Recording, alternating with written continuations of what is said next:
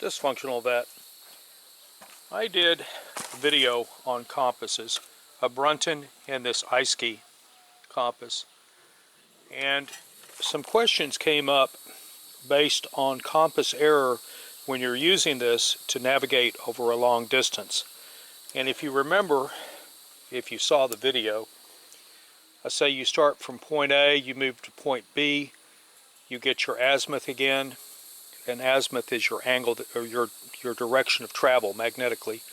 You move to point C, you get your new angle of travel, and you move to point D, and you're way the heck out of whack. And I said that I'd seen a video where a guy said his compass was out of whack by 35 degrees. The question is, how does this error from point A to point B to point C to point D, how does that come in? We're going to switch to a whiteboard so I can explain. Moving from point A to point B, you have an azimuth and you have a back azimuth. When you reach this, you still have your back azimuth, and now you have your forward momentum or forward direction azimuth. And these should agree, and you should be in a straight line. But it is possible to have physically walked yourself off course and still be in position. And I'm going to explain that on the whiteboard in just a moment. So I want to explain how errors can come into your land navigation and how to deal with them. I do not know how he decided that this thing was 30 degrees out of whack. This is a compass and it seeks magnetic north. If there is something in the ground or on your person that will move this needle, it will deflect. But there's also another issue that comes in.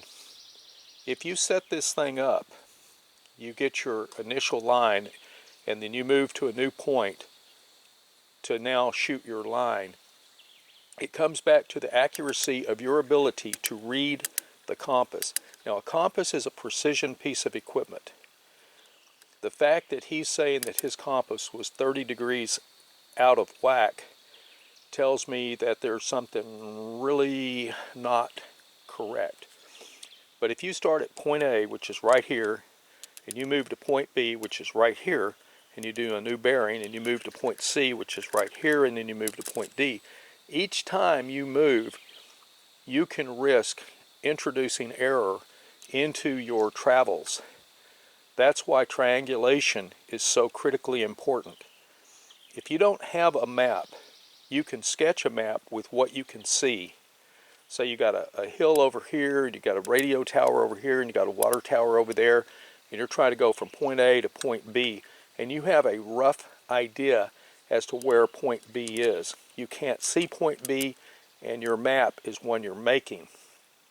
So you correctly identify where these points are, you draw your line, and you know what this line should be from here to there, and you know where these points are, and now you can triangulate off of your sketch using your map, and you can move yourself back onto your line. This is one of the problems that a lot of folks run into. I used to teach map and compass, or land navigation, which is what the military calls it, to young troops, and I never went into this much detail. The reason being is because normally a squad leader has a map.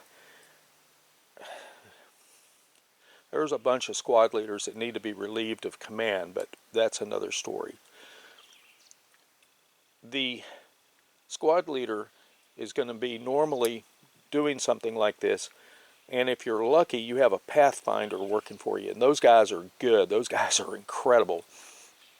But you're going to be moving from point A to point B, and if your squad leader is worth his salt, he's going to be triangulating on known points that he can see. And if he can't see, and he's doing dead reckoning, he's going to be really tracking his compass closely, and he's going to be watching for deviations in his travels. But for the average person who doesn't have advanced land navigation skills, just remember when you move from one point to a new point, to a new point, to a new point, you can introduce error into your direction of travel. And if you're right-handed or left-handed, you're going to want to track either left-handed or right-handed, depending upon which side of your body is dominant. I did a land navigation course where I had to travel, I think it was 2 kilometers. I forget what the distance was. 2 kilometers is what I'm remembering. I'm not sure if that's right. There are no visible landmarks. You don't have a compass. You have a start point and you have an end point, and you're doing a pace count. And there's what are called pace speeds. You can look that up if you don't know what a pace speed is. And then, of course, there's the rock in the pocket if you don't have pace speeds. But anyway, I paced out my 2 kilometers, and I was 600 to 700 meters, correct, yeah, 600 to 700 meters from wherever I was supposed to be landing. The whole purpose of that exercise was just to show how, if you're left-handed or right-handed dominant, how you're going to move off course when you don't have landmarks. So bear that in mind. Now 600 meters is not far to miss.